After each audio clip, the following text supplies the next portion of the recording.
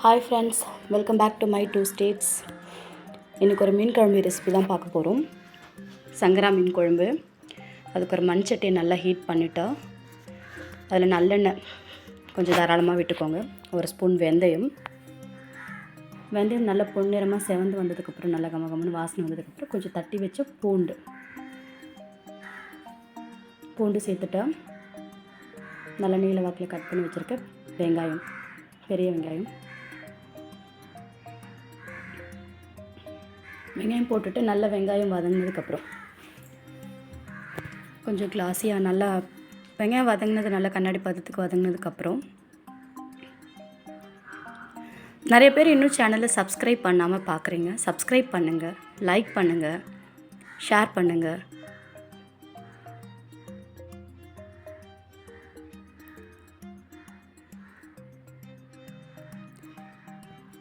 நல்லா வெங்காயம் வதங்கட்டும். மண் சட்டியில் பொதுவாகவே மீன் குழம்பு கொஞ்சம் டேஸ்ட்டாக இருக்கும். நார்மலாக சில்வர் கடாயில் வைக்கிறத விட மண் சட்டியில் ரொம்ப டேஸ்ட் நல்லாயிருக்கும்.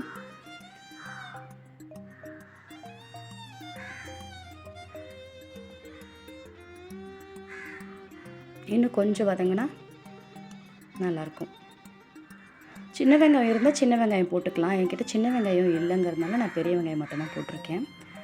அதுக்கப்புறம் தக்காளி ஆட் பண்ணிவிட்டு கொஞ்சம் நேரம் வதக்கிட்டு, தக்காளி கொஞ்சம் கல் மாதிரி இருந்ததுனால நான் தட்டு போட்டு ஒரு 5 நிமிஷம் மூடி விட்டு வேக வச்சேன். ரொம்ப நேரம் வதக்கினேன். கொஞ்சம் கல் மாதிரியே இருந்ததுனால ஒரு 2-3 நிமிஷம் தட்டு போட்டு வதக்கி கொஞ்சம் சாஃப்டானதுக்கப்புறமா மிளகாத்தூள் எல்லாம் ஆட் பண்ணிக்கலாம்.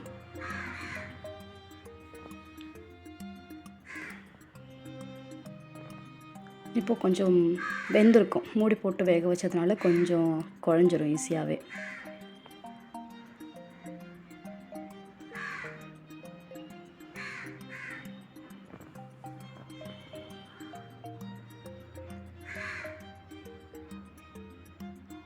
நம்ம எவ்வளோக்கு எவ்வளோ வதக்குறோமோ அவ்வளோக்கு எவ்வளோ குழம்பு நல்ல ருசியாக இருக்கும்.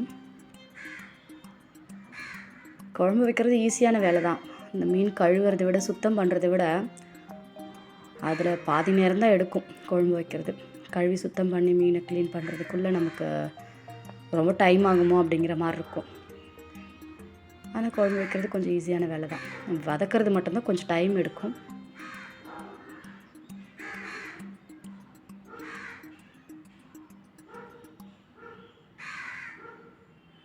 அதுக்கப்புறம் கொஞ்சம் மஞ்சத்தூள், கலருக்காக கொஞ்சம் காஷ்மீரி மிளகாத்தூள் 1.5 ஸ்பூன் போட்டிருப்பேன். குட்டி ஸ்பூனில் தான். அதுக்கப்புறம் நம்ம வீட்டில் எப்பயுமே யூஸ் பண்ணுற மிளகாய்த்தூள், குழம்பு மிளகாத்தூள், அது தாராளமாக 2 ஸ்பூன் போட்டிருப்பேன். எல்லா மிளகாத்தூளையும் போட்டுட்டு கொஞ்சம் எண்ணெயிலே ஒரு வதக்கிட்டேன். கொஞ்சம் பச்சை ஸ்மெல் வராது. குழம்பு கொதிச்சதுக்கப்புறம் கூட அந்த ஒரு மாதிரி பச்சை ஸ்மெல் வராது. எண்ணெயிலே நல்லா வதக்கிட்டு அதுக்கப்புறமா தண்ணி ஊற்றிக்கலாம். தேவையான அளவு உப்பு போட்டுட்டு கொஞ்சம் எண்ணெயில் நல்லா ஒரு அரை நிமிஷம் கொஞ்சம் நல்லா வதக்கிட்டு அடி பிடிக்காமல் பார்த்துக்கணும், கரைஞ்சிராமல். அது ரொம்ப முக்கியம். கரைஞ்சிட்டா நல்லா இருக்காது. நான் ஒரு எலுமிச்சம்பழ சைஸ் அளவுக்கு புளி ஊற வச்சுருந்தேன். இப்போ அதை கரைச்சி இதில் ஊற்றிட்டு குழம்புக்கு எவ்வளோ தண்ணி வேணுமோ அவ்வளோ தண்ணி ஊற்றிக்கலாம். நான் இன்னொரு தடவையும் புளியை கரைச்சி, ஆக்சுவலாக இது பழைய புளி இன்னும் மீன் குழம்புக்கு டேஸ்ட்டாக இருக்கும்.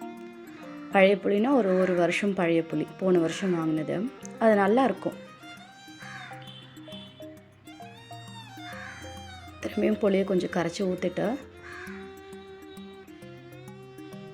தேவையான அளவு தண்ணி, நமக்கு எவ்வளோ தண்ணி வேணுமோ, எவ்வளோ திக்காக இருக்குது பார்த்துட்டு தண்ணி ஊற்றி கொதிக்க விடணும். நான் கொஞ்சம் தண்ணி ஊற்றுவேன், இன்னும் கொஞ்சம் ஊற்றிருப்பேன். நான் இன்னமும் கொஞ்சம் ஊற்றிருப்பேன். இதில் வீடியோவில் கவர் ஆகிருக்குமான்னு தெரியல. உப்பு காரம்லாம் இந்த ஸ்டேஜில் செக் பண்ணிக்கோங்க.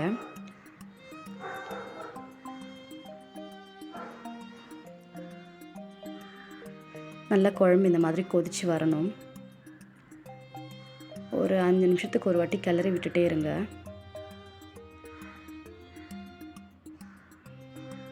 நல்ல குழம்பு கொதித்து வரட்டும். புது மிளகாத்தூள் அப்படிங்கிறதுனால கொஞ்சம் நுரைச்சிக்கிட்டு தான் இருக்கும்.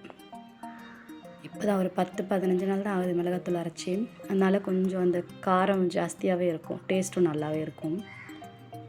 அதனால தான் குழம்பு இப்படி கொஞ்சம் நுரையாக இருக்குது. நல்லா கொதிக்கட்டும்.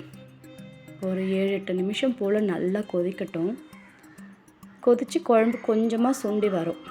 அந்த தண்ணியெல்லாம் கொஞ்சம் நல்லா மசாலாவில் ஊறி நல்லா திக்னஸ் வரும் குழம்பு. அந்த ஸ்டேஜில் நம்ம மீன் சேர்த்துக்கிட்டால் நல்லாயிருக்கும். நல்ல பச்சை வாசனை போகிற வரைக்கும், எண்ணெய் பிரிஞ்சு வர வரைக்கும் நல்லா கொதிக்கணும்.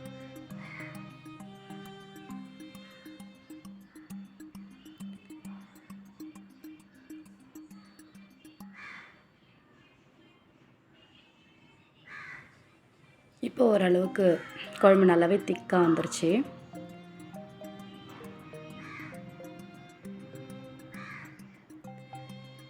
தீயும் ரொம்ப அதிகம் வச்சிடாதீங்கன்னா, மண் சட்டி தானே, நம்ம வைக்கிற தீயை விட அதில் கொஞ்சம் சூடு நல்லாவே ஏறும். அதனால் நீங்கள் கொஞ்சம் மீடியம் ஃப்ளேம்லேயே வச்சுக்கோங்க, ரொம்ப தீ வைக்க வேண்டாம்.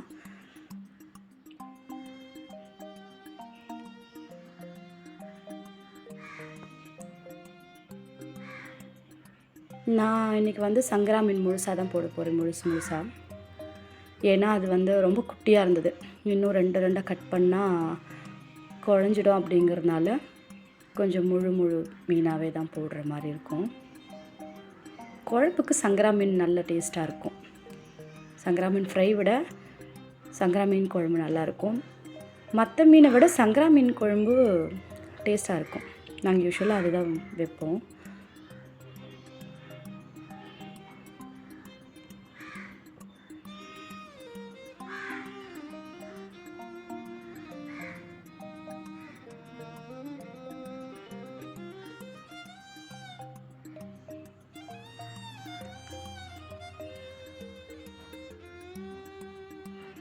கொஞ்சம் ஒரு நிமிஷம் தீ வச்சுட்டு ஆஃப் பண்ணிட்டா அந்த சட்டியில் இருக்கிற சூட்லேயே வந்து கொதிக்கும். நான் தாளிக்கும் போது வீடியோ கவர் பண்ண மறந்துட்டேன். தாளிப்பு வடகம் போட்டு குழம்பு தாளிச்சிருக்கேன். கொஞ்சம் கருவேப்பிலையும் அப்படியே மேலாட தூவி, மீனில் படாமல் லைட்டாக, ரொம்ப ஜென்டலாக, ஏன்னா மீன் உடஞ்சிரும். இது ரொம்ப சாஃப்டான மீன் சங்கரா மீன்.